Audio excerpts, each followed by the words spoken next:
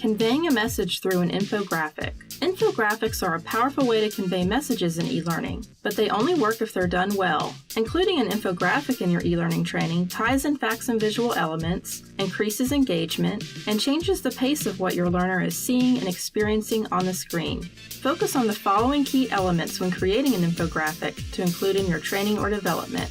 The information. The key is to condense as much as possible and focus on only the most important information. The visual elements. Once you've decided on the key elements of your infographic, create a visual design that tells a cohesive story. The key is to grab the attention of your learner, but not overdo it with unnecessary and outlandish details. Colors. While it's important for colors to be balanced and engaging, colors shouldn't overwhelm or distract. It's best to choose one strong color that conveys your message and use tones of the same color throughout. Fonts. Fonts play an important role in e-learning and infographics. Make sure the fonts you choose enhance the information you're presenting and are appropriate. For example, you don't want to use a fun, silly font to convey serious safety information. Statistics. Lastly, make sure any statistics you provide are relevant and correct. If they don't add to the message you're trying to convey, leave them out.